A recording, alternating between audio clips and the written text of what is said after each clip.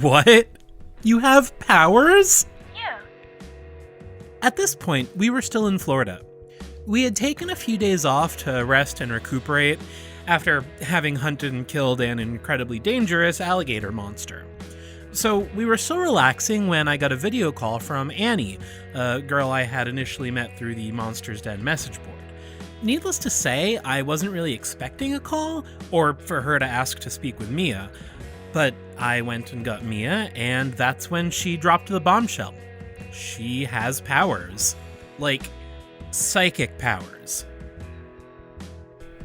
Like Mia? Yeah, something like that. Oh my god, seriously? Yeah? Wow. I can see why you wanted to tell both of us. I knew you two would believe me. So, what? Don't leave us hanging. What kind of powers? How long have you known? Tell us everything. Slow down there. I thought it would be easier to just show you. Over Skype? No, silly. In person. I think I'd be more comfortable telling you everything face to face. I thought maybe you guys could come visit. Oh, right. Yeah, of course. Mia, you could finally do some tests with someone else that has powers. Assuming you were okay with that, of course. Yeah, totally. I thought you might want to do some studying. It would be my pleasure. Wait, if you want to tell us everything in person, why didn't you just ask us to come visit?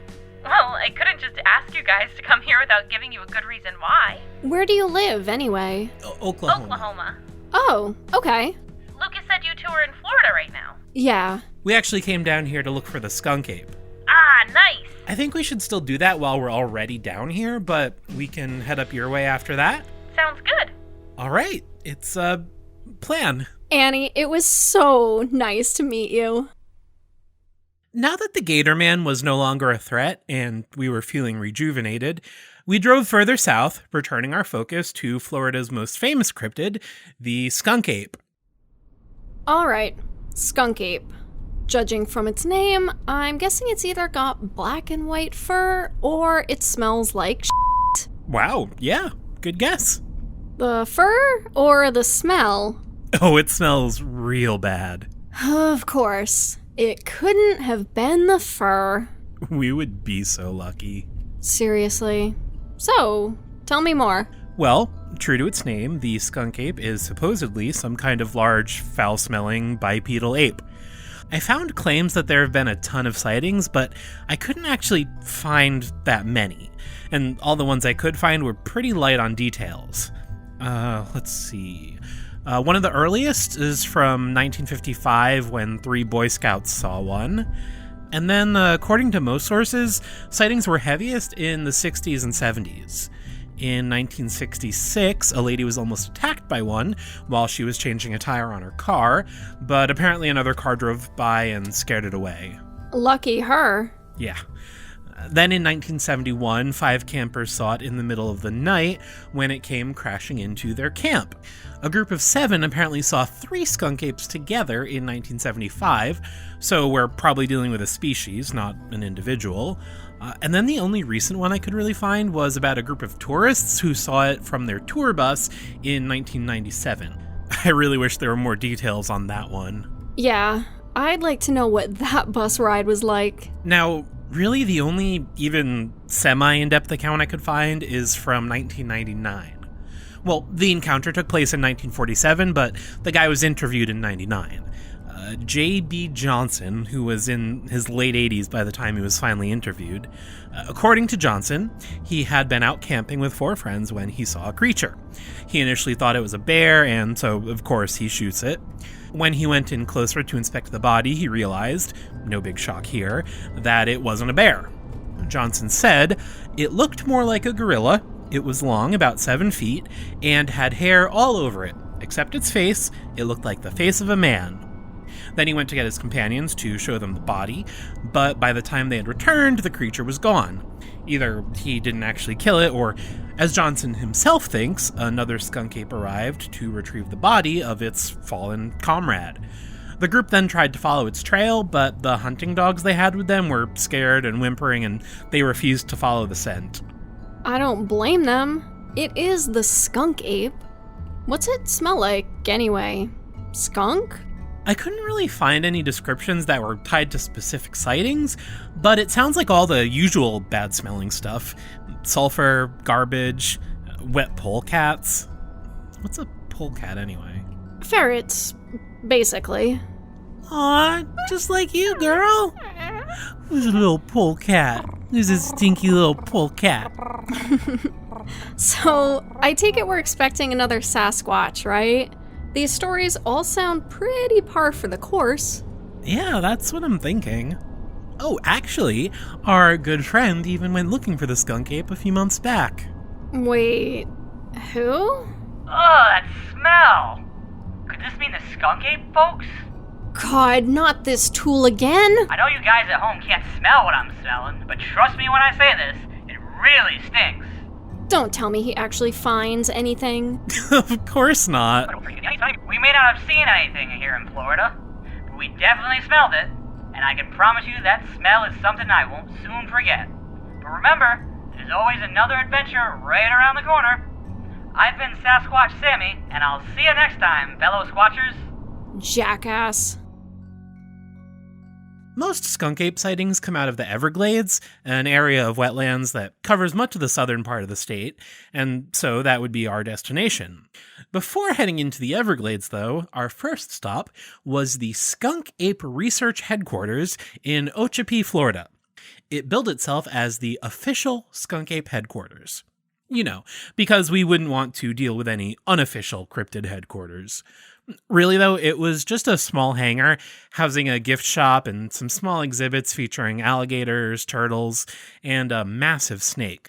Suffice it to say, we didn't really learn anything useful, although I did buy a copy of a book called The Everglades Skunk Ape Research Field Guide. What a mouthful. Oh my god, that place was a joke. Research headquarters? Give me a break.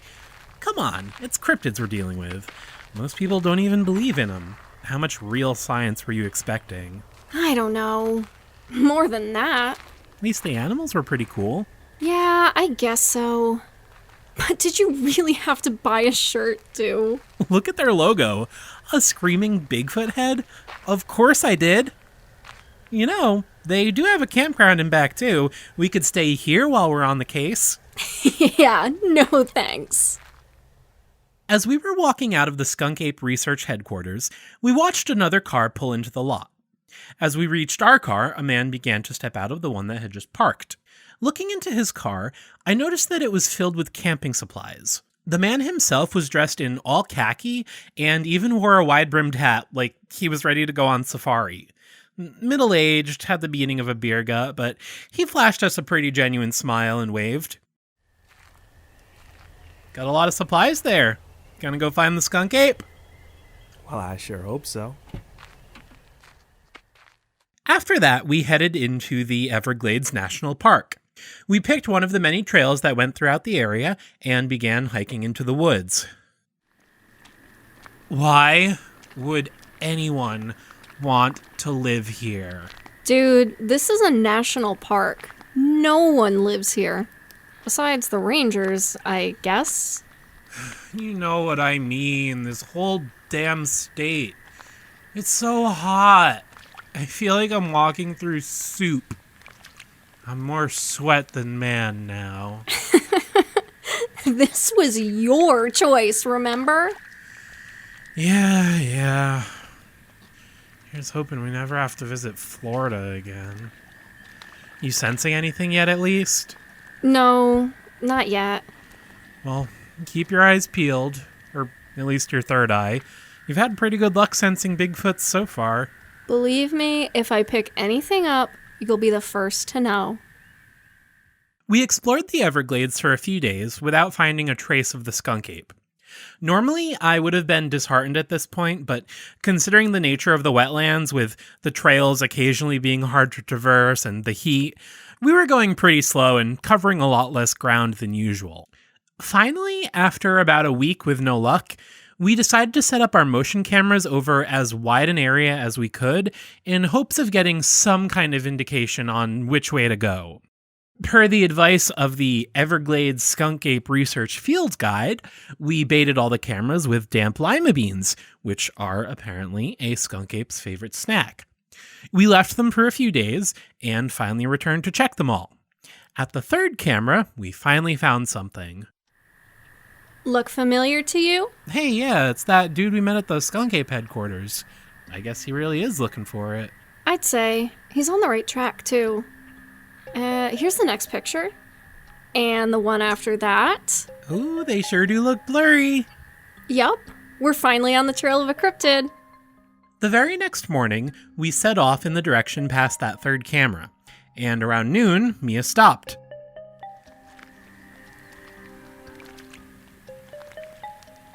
Wait, What is it? Your spidey sense finally tingling? please stop coming up with nicknames for my powers. I'll stop giving you nicknames when you pick one. Jerk. You should just be happy I acknowledge them. But yeah, I sense it. We're finally getting close. With that, we followed Mia's lead through the woods. Sure enough, before long, we started to notice a terrible smell. In the heat and humidity, it just permeated the air. It was like some awful mixture of wet, rotten garbage and a putrid musk. Ugh, I thought the heat was bad. This really is awful. Even she hates it. Don't look at me. You're the one who saw a creature named after skunks and thought, yes, I want to find that thing. The name could have been an exaggeration. No, they didn't call it the skunk ape for nothing. It was really bad. And the closer we got, the stronger the stench. But we persevered. Eventually, we stepped through a set of trees and into a clearing where we were immediately surprised. Not by the skunk ape, although we had found it, but it turns out that we weren't the first to do so. Don't scare it away. It was the man that we had met outside of the Skunk Ape Research Headquarters, just sitting on a fallen log right next to us. At the far end of the clearing, sure enough, there was a creature, crouched down, eating some leaves from off of a bush. The man beside us held a brush in one hand, and in the other was a palette covered in blobs of color. And directly in front of him was an easel, a canvas, and a half-finished picture. He was painting the skunk ape. Hi there? Don't worry, we won't scare it. This isn't our first time. Oh, mine either. Wait, really? Yeah. Listen, could this wait? I'd really like to finish this painting before our friend there leaves. Oh, yeah, sure. Okay. So we sat with the man in silence for nearly an hour. Mia actually ended up taking out her sketchbook and drawing the creature as well. When it was finally finished with its meal, the skunk ape rose and walked off, disappearing deeper into the woods. Hey, I'm sorry about that. Thanks for waiting. You're an artist too? Oh, well, just a little bit. For fun. No, you're good. Oh, well, thank you. Sorry, introductions are in order. The name's Mel. Mel Avery. Pleased to meet you. Mia. Hi, I'm Lucas. My pleasure. You folks said this wasn't your first time with a unique creature? Yeah, we've seen a few. Wow. Let me ask you this. Can you remember them? Yeah. Can you? No, I gotta say I'm pretty jealous. You know, I saw my first one when I was little. Really? Oh yeah, must have been no more than 10. Got a good look at it too. Only thing was, about a week later, I realized I couldn't remember a thing about it, which seemed weird, but I was only a kid at the time. And memories can work in strange ways. So, I tried finding it again, which took me years, but then, I'll be damned, the same thing happened again. So finally, I was in high school at this point, I started taking art classes. I took a shine to painting, and I kept searching. In college, I found it a third time. This time, I was ready. I sat down and painted what I saw.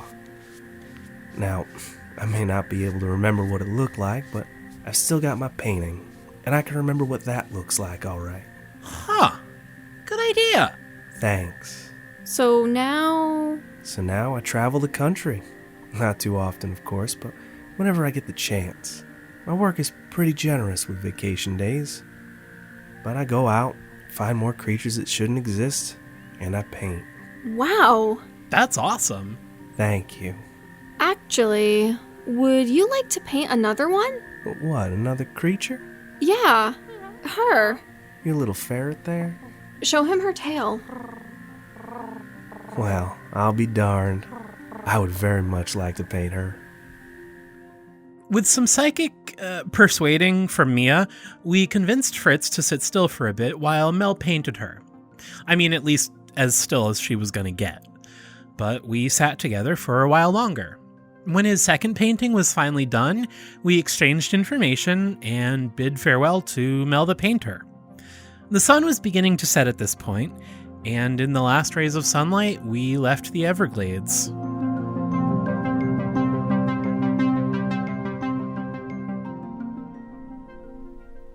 Alright, I love you too. Bye. Mom, Yeah, how is everything? still no sign of Faulkner. That's good. Is it? Yes? Isn't that why we left home in the first place? Yeah, but we assumed Faulkner would be coming after us. We haven't heard anything from him, and he hasn't been back to threaten our families either. Maybe he just got sick of looking for us. Decided we weren't worth the trouble. I sure hope that's the case. Don't look a gift horse in the mouth. No news is good news.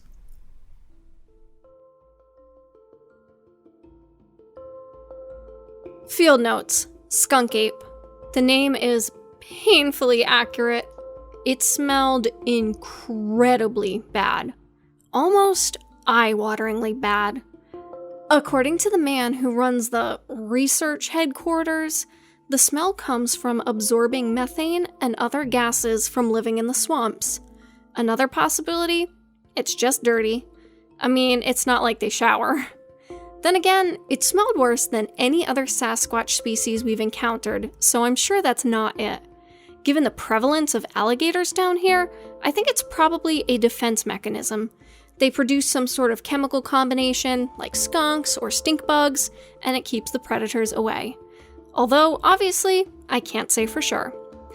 Anyway, as for its appearance, it looked similar to a bipedal orangutan, stood about 6.5 feet tall. It was covered in shaggy, orange-reddish fur and had some lighter yellow hair around its mouth. It also had a very prominent forehead. Then again, I guess it would be more accurate to say it had a receding hairline that just emphasized the forehead. It looked nearly bald.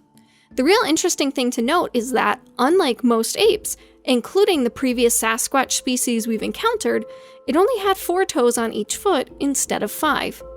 Not sure what that could mean. End field notes.